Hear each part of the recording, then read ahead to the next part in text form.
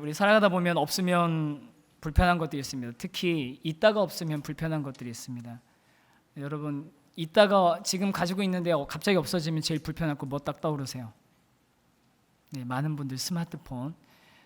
죄송한 일이지만 저도 저희 아버님 어머니 핸드폰 번호를 정확하게 모르고 있습니다. 집 전화번호는 기억이 나는데 핸드폰 번호는 헷갈리더라고요. 큰일 났습니다. 예전에는 번호 많이 외우고 살았는데. 또 뭐가 있을까요? 자동차 내비게이션. 이제 어디 찾아오라고 하면은 자동차 핸드폰으로 하는 그 내비게이션 없으면 전 찾아가질 못합니다. 그리고 저희 가정에 특별히 더 절실한 건데 세탁기 없으면 그 아이들이 쏟아지는 빨래를 어떻게 감당할지 엄두가 안 납니다. 인터넷 뭐 이런 거 많이 있었지만 올여름 특히 에어컨, 그죠? 에어컨 없으면 정말 힘든 시간 보내야 했을 것 같습니다. 저희 집도 뭐 전기료 폭탄 뭐 이런 얘기들 많이 나왔을 때 누진세 이런 얘기 있었지만 어떡합니까? 더운데 애들 앵앵거리고 다 목욕시켰는데 도로 막 땀나고 땀띠 나고 이런 거 도저히 이제 견디지 못하니까 에어컨 뭐 틀었다 껐다 하는데 이제 어느 순간 보니까요, 제가 이렇게 방에서 이렇게 자다가 혼자 나와가지고 에어컨 틀어놓고 혼자서 거실에서 자고 있더라고요. 한 두세 번 그랬습니다. 제가 그래요. 저희 안에 그 분노의 그 발길질까지는 아니지만 분노에 찬 그런 제가 했는데, 제가 이런 얘기를 했더니 다락방에서 오늘 갔던 다락방에서 한 집사님 그러시더라고요. 어떻게 그런 반역 행위를 할 수 있냐고. 가정에 반역한 행위였다고. 그래서 그 외에도 많은 것들이 있겠죠. 우리들이 한번 누리게 되면 그것들이 익숙해지면 그것들이 너무 편리하고 그것들이 없으면 굉장히 아쉬워지게 됩니다. 그런데 그런 것들 결과적으로 다 그런 것들을 구비하거나 또 유지할 수 있게 해서는 이 사회에서 꼭 필요한 게 있습니다. 가장 근본적으로 들어가면 뭐죠? 돈인 것. 돈. 예나 지금이나 이 세상에서 살아가면서 또 먹고 살기 위해서 꼭 필요한 것, 돈, 재물 이런 것들입니다.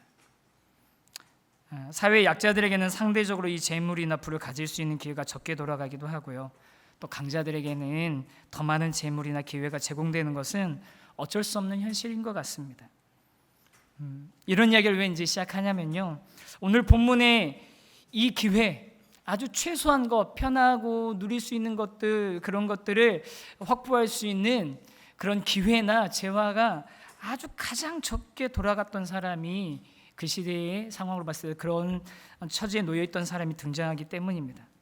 오늘 말씀 저희들이 대부분은 잘 아시는 대로 예수님께서 부활 승천하시고 오순절 성령 감리 사건 이후에 사도들의 행적이 기록된 그 본문인데요, 당시 사회에서 가장 약한 사람, 가지고 있는 재물도 없고 기회도 없던 삶이었던 한 사람이 사도를 통하여서 예수 그리스도를 만나고 그 인생이 변화되는 너무나 유명한 사건입니다.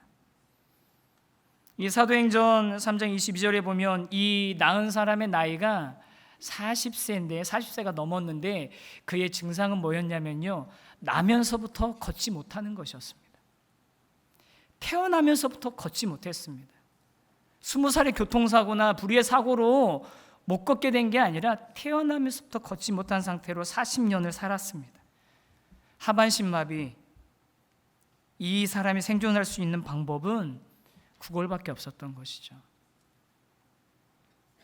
그 시대에 그 지역에 살아가는 사람들 중에서 가장 밑바닥 삶을 살아갔던 이에게 어떤 일이 일어났는지 저희들이 다시 한번 짚어보면서 우리는 그럼 이 시대를 어떻게 살아가야 하는지 같이 고민하고 나눠보는 그런 시간이 되기를 소망합니다. 저는 여기 본문에 기록된 그 말씀을 묵상하면서 그날 일어났던 일들에 대해서 한번 이렇게 상상을 한번 해봤습니다. 그날 아침에도 자신을 들것에 실어서 성전 민문에 사람들이 데려다 주었기에 성전에 들어간 사람들에게 손을 뻗어서 구걸을 시작한 이 사람, 어떤 마음이었을까 생각을 했는데요, 처음에는 너무 쉽게 생각을 했어요. 뭐 당연히 구걸하러 오니까 이 사람 신경 온통 내 앞에 지나간 사람들이 저 사람은 나한테 돈을 얼마나 줄 수 있을까, 저 사람은 나한테 이렇게 적선해 줄 수 있는 그런 긍휼한 마음을 가지고 있을까, 막 이런 생각들을 하면서 한 사람 한 사람 막 지켜보고 그 사람의 반응에 이렇게 막 민감하게 반응하겠지, 그 사람 행동에 반응하겠지, 이런 식으로 생각을 좀 해봤었어요.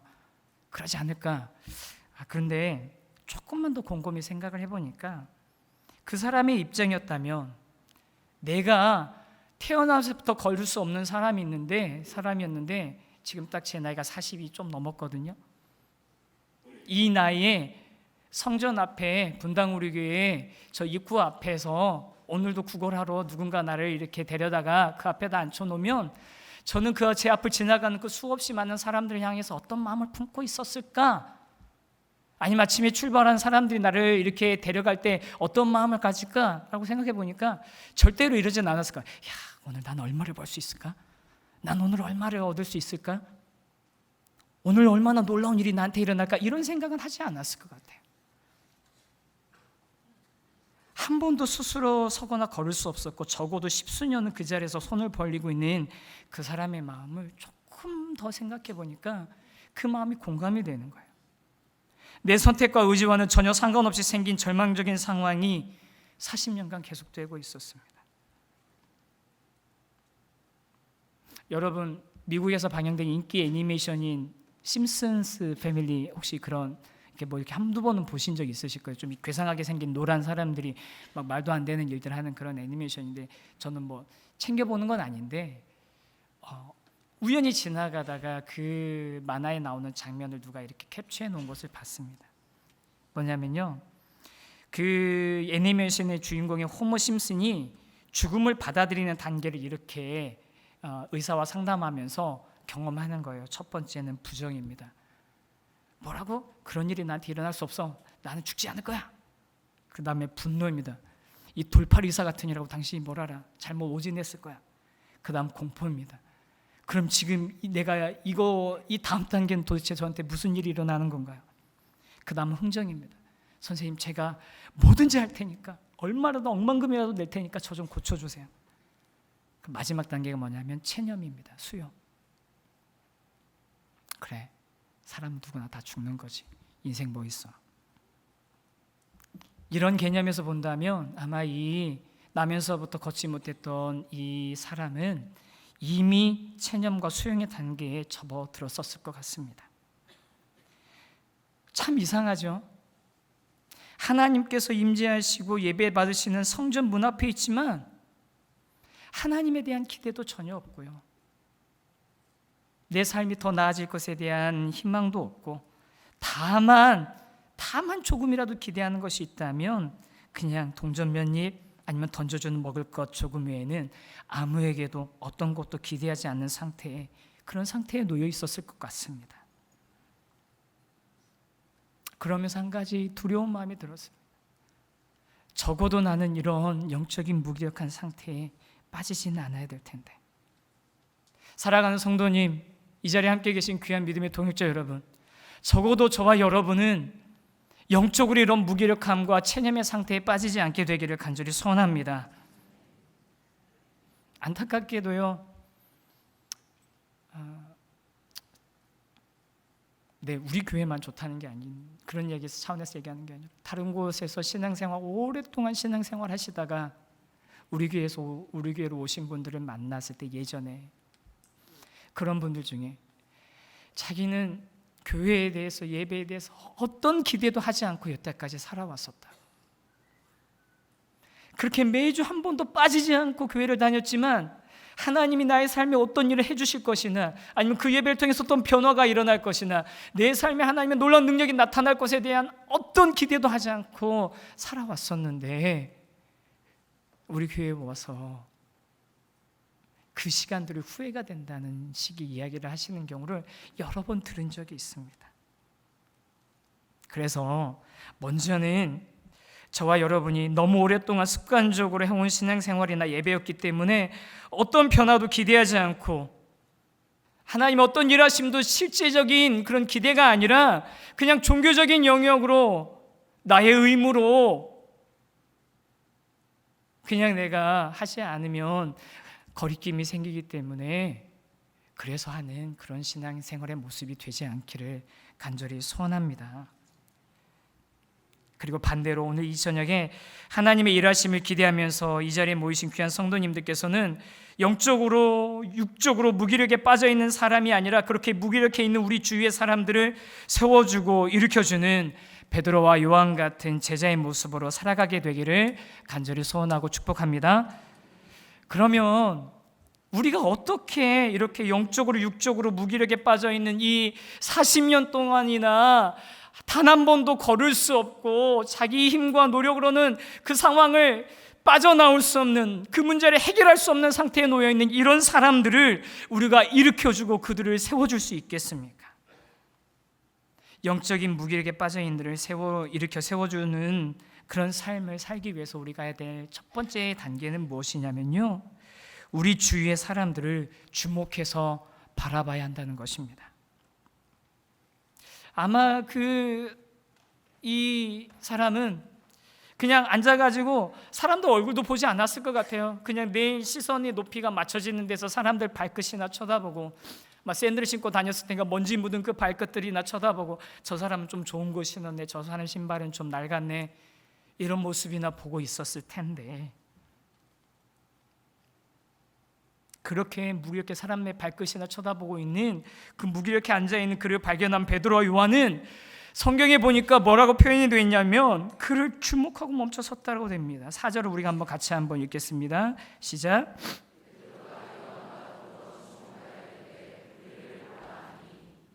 베드로가 요한과 더불어 주목하여 이르되, 그 사람을 주목해서 봤습니다. 여러분, 우리가 보통 도움을 줄 마음이 없는 사람은 눈도 마주치지 않는 법이지 않습니까? 그냥 지나치기 마련이죠.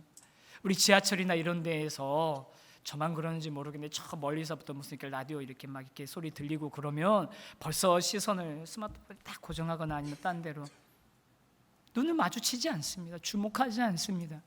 그 사람이 뭘 얘기하고 싶은지, 어떤 상태에 놓이는지 주목하고 싶지 않습니다. 주목하지 않습니다. 그런데 베드로와 요한은 그를 주목했습니다. 그가 어떤 상황인지 보았습니다. 그에게 무엇이 필요한지를 보았습니다. 그리고 그에게 말을 건넵니다. 우리를 보라고.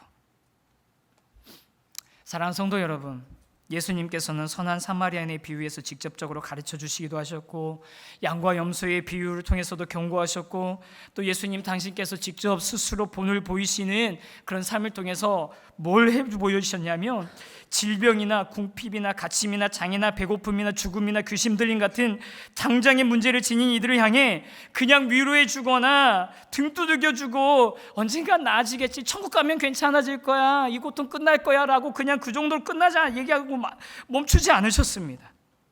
당장 당면한 질병을 고쳐주시고 귀신을 쫓아주시고 먹을 것을 주시고 살려주심으로 자기 스스로는 헤어나올 수 없는 그 구덩이에 빠져있는 자들을 손을 잡아서 주님이 그 상태에서 끌어내 주셨던 것입니다.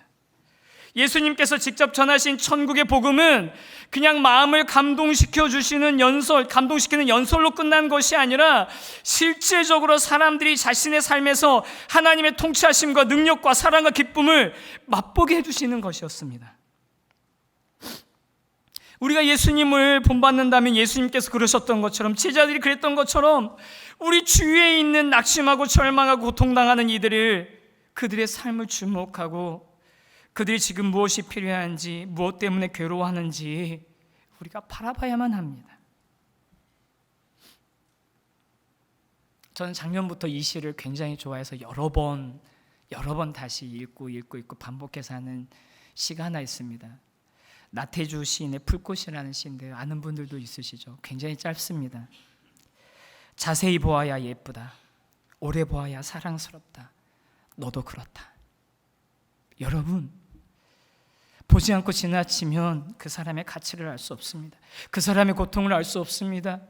그 사람이 사랑스러워질 수가 없습니다. 자세히 보아야 합니다. 우리 주위에 있는 사람 자세히 보아야 합니다. 오래 관찰해야 됩니다. 그가 정말 어떤 상황에 놓여 있고 무엇 때문에 고통당하고 있고 그 고통의 문제의 근본이 무엇인지 같이 아파하며 기도할 수 있어야만 합니다. 지난주에 우리 말씀 전해주신 정광용 목사님께서 인도 단기 선교 다녀오셨던 그런 은혜를 많이 이렇게 나눠주셨는데요, 저는 그 같은 기간에 스리랑카에 가 있었습니다. 우리 팀과 함께. 스리랑카의 원래 이름은 실론인데요, 여러분 실론티 아시죠? 차가 많이 나오는, 아주 고품질의 차가 많이 나오는 인도의 바로 밑에 이렇게 눈물처럼 생긴 그런 섬 나라입니다. 우리들은 대부분에게 스리랑카는 그렇게 친숙하지 않은 나라이고요. 저에게도 그렇게 친숙하지 않은 나라였습니다. 할 얘기는 너무 많습니다. 저희가 5박 7일 동안 거의 다녀왔는데 그 얘기 다 하려면 진짜 5박 7일이 필요합니다. 네, 다 5박 7일은 필요합니다. 그리고 사람들이 말하다 보면 좀 약간 좀 과장이 들어가니까 며칠 더 필요할 수도 있습니다. 스리랑카 인구의 전체의 한 70%는 한 싱할리라는 종족이고요. 한 20% 정도는 타밀이라는 종족입니다. 그런데 이 두 종족 간에 갈등이 있었습니다. 타밀이라는 이 소수 약간 20% 정도 그래도 큰 인구인데 이들이 반란군을 일으킨 거죠. 수십 년간 그 정부군과의 대치와 전투 협상이 반복되다가 그 전쟁이 완전히 종식된 지는 얼마 되지 않습니다. 그리고 저희가 갔던 지역은 그 내전이 일어났던 발발했던 그 지역에 딱 경계선 지역에 속하는 와우니아라는 지역이었는데요. 그 지역에는 이 내전이 끝나고 나서 전쟁 미망인들을 위한 자활을 위하고 그리고 또 현지 교단의 이 교단을 위한 그런 시설을 저희가 우리 교회와 또 다 선교 단체가 펀딩해 가지고 이렇게 센터를 하나 지었고 그것이 작년에 완성이 되어서 저희가 그곳을 베이스로 사역을 했습니다. 저희들이 그곳에서 이제 가서 사역을 하면서 마을 초청 잔치도 하고 어린이 사역들도 하고 많이 했는데요. 다 의미 있고 너무 귀한 사역이었고 저희들이 예상하고 기대했던 것보다 훨씬 더 많은 그런 기쁨과 열매가 또 하나님이 예비하심이 있던 그런 시간들이었습니다. 그런데 그 중에서 한 가지 제가 꼭 나누고 싶은 게 있는데 그게 뭐냐면요, 재봉 사역이었어요. 사실 쉽지 않은 그 준비 과정들이 있었습니다. 전쟁 민망인을 포함한 현지 여인들, 특히 하루하루 먹고 사는 이들에게 재봉 기술을 전수해주고 그 전수해준 기술을 기반으로 그들이 좀 자립해서 살아갈 수 있도록 저희들이 좀 기반을 마련해 드렸으면 싶어서 기계 공업용 미싱을 저희가 좀 이렇게 기증을 해드리고 또 저희가 이런 사역을 하려고 생각하고 있습니다 했더니 정말 이 일에 베테랑이신 30년 동안 이 일을 하신 분이 정말 실력자가 유명한 업체들에 이렇게 샘플이 들어가는 그 의류를 제작하시는 그 기술자께서 저희 팀에 합류를 하신 거예요. 그런데 이 이제 막 사역 구체적인 일정들을 짜다 보니까 이 사역이 이분이 굉장히 현실적으로 그 얘기를 해주시더라고요. 우리가 가 있는 기간 동안에는 이 미싱 사용법 정도나 알려주고 오기에도 가당합니다. 그것도 우리가 잘 알려줄 수 있을지 모르겠습니다. 그들이 이런 거에 대한 기본적인 기술, 이해나 이런 게 있는지 없는지도 모르니까 이런 상황에서 시작을 했는데요. 거기 가 있는 기간 동안에 6명에서 9명이 되는 현지 여성들이 와가지고 아침 이른 시간부터 9시간 해질 때까지 정말 거기서 한 번도 2층에서 그 사역을 했는데 한 번도 아래로 내려오지도 않고 계속 거기서 그냥 그 집중해서 그걸 배우는 거예요. 사진 한 번만 좀 보여주시겠어요? 네, 지금 이제 이 등 돌리고 있는 분은 남자 집사님이고요. 그 뒤에 빨간 옷 입으신 분이 이거 해주시는 분이신데 사람들 둘러싸여서 막 통역한테 막 이렇게 말해가면서 그냥 막 통역할 수 없으면 그냥 우리말로 막 가르치면서 근데 다 되더래요. 나중에 스리랑카의 그 봉제 산업에 이상한 용어들이 들어가 있으면 아마 이분 때문입니다. 한국어가 영향. 우리나라 왜 일본 잔재 이런 용어들 많이 남아 있잖아요. 나중에 막 그럴 것 같아요. 온전히 집중해서 이분들이 배우시는 거예요. 근데 사실 이 사역을 저희가 하면서 준비하면서 처음에 저는 이렇게 전체 이렇게 사역 이렇게 조절하면서 좀 빈정상하는 일이 있었습니다. 뭐냐면 이런 사역하면서 그 사역에 동참할 사람들이 누가 있냐라고 이렇게 메일 보내고 누가 몇 사람이 있다 하는데 현지에서 메일이 오는데 뭐라고 했냐면 그런데 한 가지 이분들이 여기 와서 이걸 배우려면 이분들을 일당을 줘야 된다는 거예요. 빈정상하잖아요. 우리가 미싱도 사줘, 기술자도 가르쳐 주는데 일당까지 달라는 거예요. 그래서 처음에 하다가 한 번 더 생각해 보니까 우리랑 다른 거죠. 이분은 하루하루 먹고 사셔야 되는 거예요. 하루 자기가 나가서 돈 일당 벌어오지 않으면 자기 가족들이 굶어야 되는 상황인 사람도 있는 거예요. 그러니 몇천 원 정도인데 줄 수 있겠느냐? 라고 이제 그 사정을 잘 아시는 현지 목사님이 저희들한테 물어온 거죠. 그래서 몰라 그래 좋다 일단 준다고 그러세요 팀장님한테.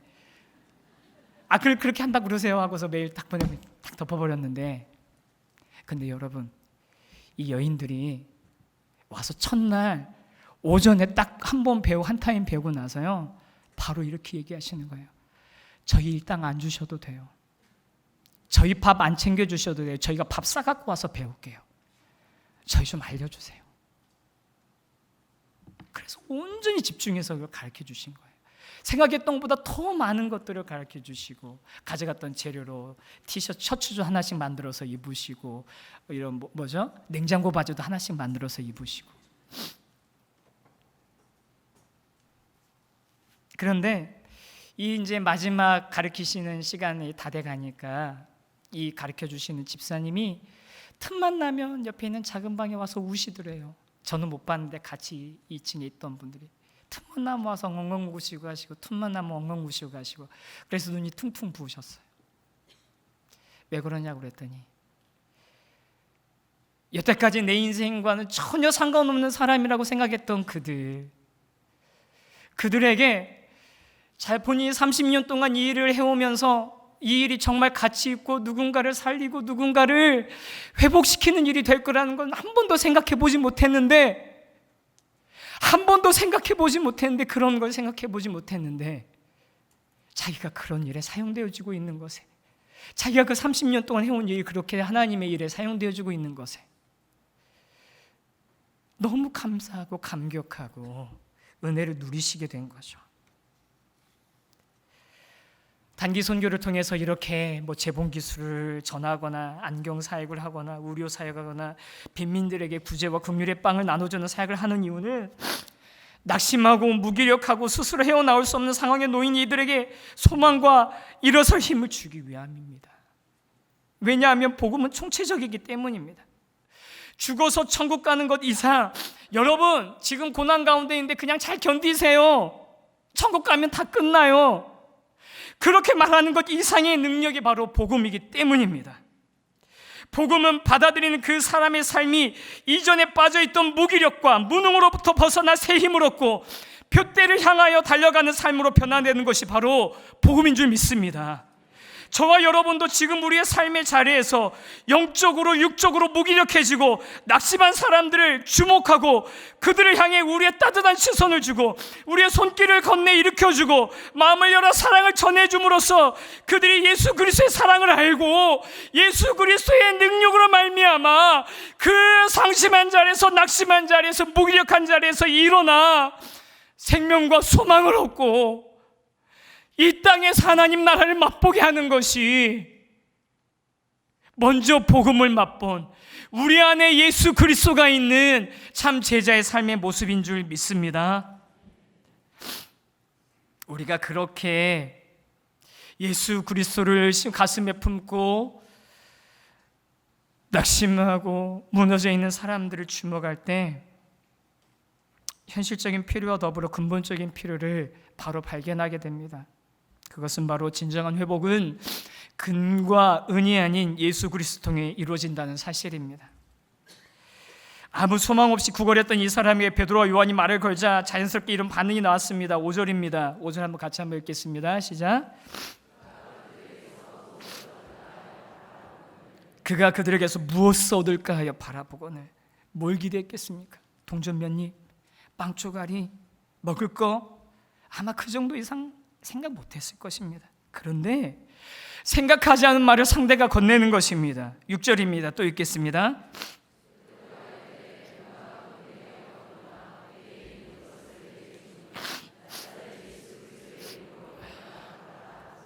여러분, 은도 필요합니다. 금도 필요합니다. 그런데 정말로 돈이 없어서, 은이 없어서 우리가 무기력해집니까? 금이 없어서 초라한 삶을 살고 있습니까? 그렇지 않습니다. 우리 존재에 예수 그리스도가 계시지 않으면 진정한 회복은 이루어질 수가 없습니다. 반대로 예수 그리스도를 모신 인생은 은과 금이 없어도 걸으며 뛰며 하나님을 찬양하며 이 세상을 승리하는, 천국을 맛보는, 하나님의 임재하심을 맛보는, 하나님과 동일하는 그 확신 가운데 살아가는 삶을 살 수 있는 것입니다. 금과 은이 주어지지 않았지만 이 사람은 바로 뒤에 나오고 있지 않습니까? 그는 걸었습니다. 뛰었습니다. 하나님을 찬양했습니다. 우리에게 필요한 것은 예수 그리스도입니다. 낙심하고 절망한 사람들에게 필요한 것은 예수 그리스도입니다. 이건 절대 변하지 않습니다. 상황과 환경을 불문하고 승리의 확신의 삶을 살 수 있는 비결, 오직 예수 그리스도뿐입니다. 그런데 우리는 찬양할 때는 주님 한 분만으로 만족하다고 찬양을 하면서도 만족하지 못하고 결핍을 느끼고 항상 채워지지 않는 것 같아서 확신 없이 살아가고 있는 그런 모습 아닙니까?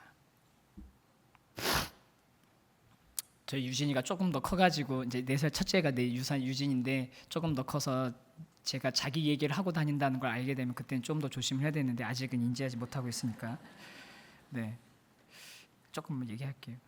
네. 유진이가 깨어 있을 때 이제 들어가면 항상 거쳐야 되는 관문이 있습니다. 바로 검문이거든요. 딱 문을 열고 들어오면 띡띡띡 문 열리면은 바로 딱 앞에 와서 이러고 있습니다. 이러고 바로 동동동동동동동 하고 있다가 아빠 오늘은 뭐 안 가져오셨어요? 네, 처음에 반드시 존댓말입니다. 아무것도 없다고 막 이렇게 얘기해도 믿지를 않습니다. 아빠 그래도 가방 한 번 내가 열어보면 안 돼요? 뭐 있나 한 번만 보면 안 돼요? 근데 손에 뭐 이렇게 가방 말고 뭐 봉지라도 하나 들어있으면 막 눈이 이만해져 가지고 막 숨이 막 가빠지는 게 느껴집니다. 빨리 열어보고 싶어서. 이번 학기 초에 이제 제자 훈련하는 교육자들끼리 모여가지고 이제 제자 훈련 서로 실습도 하고 하면서 이렇게 간식을 이렇게 해줬는데 간식이 좀 남아가지고 보니까 맛있는 과자가 몇 개 있어서 제가 이렇게 챙겨서 제 책상에 갖다 놓고 야 이거면 며칠은 버틸 수 있겠다 싶어가지고 한 번에 다 안 가져가고 뭐 3개씩 이렇게 가져갔거든요. 딱 가져갔더니 첫날 갔더니 아빠 너무 좋아요, 행복해요, 막 사랑해요, 막 그러더라고요. 엄마한테 이제 허락 받고 이제 먹어야 되긴 하지만. 근데 둘째 날 또 제가 3개를 가져갔습니다. 그랬더니 아빠 또 가져오셨어요? 근데 이거 냉장고에 하나 있는데. 그래 놓고 그 다음날 제가 안 가져갔어야 되는데 또 가져갔어요. 그랬더니 제가 이런 얘기를 듣게 될 줄 몰랐습니다. 아빠 다음에는 똑같은 거 가져오지 마세요.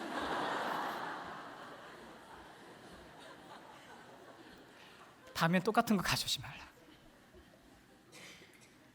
여러분, 어린아이같이 우리가 이런 모습 아닙니까? 당장 하나 달달한 거 손에 쥐면 행복하고 밥 먹고 하나님이 그런 거 우리한테 주신 것 같으면 하나님 나 사랑하셔, 나 역시 내 기도 듣고 계셔, 역시 하나님이셔. 그러다가 똑같은 게 이게 반복되면 저희들 뭐 이제 시들시들해지죠.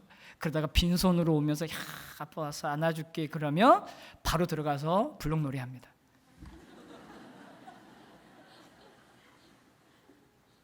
그게 저희들 아닙니까?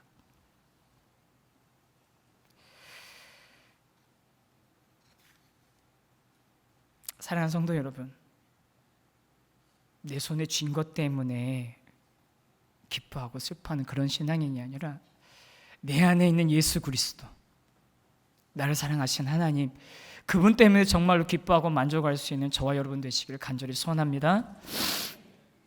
마지막으로 스리랑카에 있었던 얘기 하나만 더 해드리고 오늘 말씀 마치고 싶은데요. 사실 이번에 했던 사역들, 아까 했던 모스 센터에서 아이들 데리고 하는 사역, 마을 초청하고 뭐 공연하고 하는 거 다 의미 있고 좋은 사역이었는데요. 저희가 늘 모든 팀이 다니면 설문조사를 하거든요. 이번에 가장 의미 있는 사역은 뭐였다고 생각하십니까? 근데 저희 팀은 뭐가 나오냐면요, 교회 방문 사역이었습니다. 교회 방문이란 건 무슨 얘기냐면 스리랑카 현지에 현지인들에 의해서 세워진 교회와 그들의 모임인 교단, 우리식으로 말하면 교단이 있었는데 그들과 저희가 교류하고 있거든요. 그 교단에 속해 있는 교회들을 저희가 이제 공항에서부터 저희 사역지로 올라가면서 3군데를 들려서 가고 또 반대로 내려올 때는 또 다른 데 3군데를 들려서 공항으로 오는 이런 일정이었습니다. 첫날 가면서 이제 첫 예배 드릴 때 막 어리둥절하고 뭐 이제 막 정신 못 차리고 있다가 이제 2번째 교회를 방문을 했습니다. 한번 사진 한번 보여주시겠어요? 네, 교회입니다. 어떻게 보이시나요? 지붕과 기둥은 있는데 벽체가 없습니다. 의자 조금 있고요, 바닥 놓고 깔아놓고서 예배 드리는 곳인데 거기서 이렇게 짧은 메시지를 전하고 났더니 그 현지 목사님이 이들을 위해서 좀 성도들을 위해서 교회를 위해서 좀 기도를 좀 해달라고 그래서 저희 팀이 같이 막 하시면서 기도하고 제가 이제 대표를 기도를 했습니다. 아닙니다. 제가 기도하고 뭐 이렇게 했던 것 같습니다. 그런데 기도가 끝나고 나니까 이제 막 서로 막 악수하고 이렇게 막 했는데 그 중에 어떤 분이 자기를 위해서 기도해달라는 거예요. 연세 있으신 할아버지인데 콧줄을 끼웠어요. 어디 아프시냐고 그랬더니 암이시래요. 저희가 막 기도했어요. 저희가 고칠 수 있는 능력은 없지만 주님 고쳐달라고, 불쌍히 여겨달라고. 기도가 끝났는데 또 어떤 할머니가 손녀를 데리고서 우리 손녀가 자꾸 뭔가를 기억을 잃어버려요. 우리 아이 위해서 기도해 주세요. 또 막 기도했어요. 그때 또 누가 와서 자기 뭘 위해서 기도해 주세요. 뭘 위해서 기도해 주세요. 계속 나오는 거예요. 그러니까 막 계속 이어지니까 이게 안 끊어지니까 마지막에 그 현지 목사님이 그냥 우리 이번에 다 같이 서로 자기 얹고서 기도하자고 그래서 한참 하다가 그렇게 해서 겨우 이렇게 마무리가 됐습니다. 여러 번 단기 선교를 다녀봤지만 처음 경험하는 일이었습니다. 그리고 나서 이제 저희 베이스로 가가지고 베이스에서 가까워 있는 세 번째 교회를 갔는데 세 번째 교회의 모습 이번에 보여주십시오. 교회입니다. 교회를 지금 짓고 있어서 안에서 예배 못 드려서 바깥에다 플랜카드 하나 걸어놓고 임시로 이렇게 나무로 무대를 이렇게 단을 만들어놓고 거기에서 막 찬양하고 기다리고 있더라고요. 가서 제가 메시지를 전했습니다. 정말 짧은 메시지였습니다. 빌립보서 1장의 말씀, 기쁨과 소망, 확신에 관한 말씀이었습니다. 스리랑카 교회가 박해당하고 있기 때문에 환난 가운데에도 승리의 확신을 드리는 그런 말씀을 전했는데 제가 말씀을 다 전하고 나서 옆에서 통역했던 그 분이 현지인이 한 3분인가 4분인가 말을 좀 더 붙여서 막 하더라고요. 그래서 제가 옆에 있는 목사님한테 처음에 좀 당황스럽죠. 지금 뭐라고 하시는 거냐고 그랬더니 목사님 하신 말씀을 이어받아가지고 그런 기쁨을 소망을 얻고 싶으면 예수님을 믿으라고 초청하고 계시다는 거예요. 당혹스러운 일이죠. 아니 이 짧은 메시지 전하고 그리고 저기서 이렇게 3분 뭐 이렇게 뭐 예수 믿으라고 한다고 믿겠어요? 전 막 좀 사실 좀 부끄러웠어요. 야 저거 괜하게 막 이렇게 하는 거 아닌가. 그런데 조금 있다가 반대 방향으로 제가 부끄러워졌습니다. 여기에 자기가 힌두인임을 표시하는 점을 찍은 여인들이 세 분이나 자기 이제부터 예수 믿겠다고 앞으로 나와서 자기 위해서 기도해달라고 그런 일이 일어났습니다. 그 기도를 마쳤더니 또 어떤 여인이 와서 자기는 자기 남편에게 사랑받지 못하고 있는데 그래서 기쁨이 없다고 내가 기쁨을 회복하게 기도해달라고 기도해드렸습니다. 그랬더니 또 어떤 형제가 나와서 나는 예수님을 믿긴 믿었는데 이 하나님의 뜻과는 전혀 상관없는 삶을 살고 있었다고 그런데 이제는 예수님이 원하시는 삶을 좀 살고 싶다고 힘과 용기를 낼 수 있게 기도해달라고 기도해드렸습니다. 어떤 분이 나와서 자기는 어떤 질병이 있는데 그걸 위해서 기도해달라고 전 두려웠습니다. 저는 이런 능력이 있는 사람이 아니에요. 저는 기도해서 사람 낫게 해주고 그런 사람 아니에요. 그러면서 얘기했습니다. 하지만 예수님은 고쳐주실 수 있습니다 하면서 기도해드렸습니다. 계속 그런 기도가 이어지고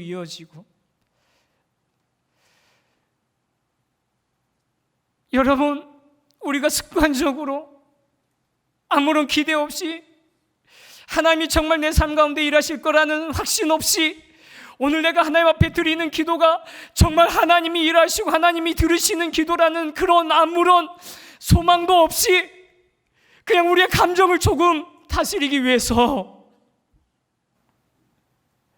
그런 습관적인 신앙생활을 하고 있을 때 그들은 저런 열악한 환경 가운데서도 믿음을 지키고 여러분 사실 스리랑카는 2014년도에 월드와치 리스트라는 세계적으로 기독교 박해지수를 여러 방면으로 측정해가지고 그 순위를 매기는 부동의 1위인 북한을 더불어서 그 순위를 쭉 매기고 있는 그 기관의 조사 그 순위에서 2014년도에 22권까지 올라왔던 기독교 박해가 있었던 불교도들이 교회를 공격하고 목회자들을 테러하고 예배를 드리지 못하게 방해하고 예배당 입구에 절을 사원을 지워놓고서 그것을 무너뜨리려 하면 자기들의 종교를 못 오겠다고 교회를 공격하는 그런 방식으로 교회를 핍박하는 상황에 놓여있던 스리랑카 교회 성도들은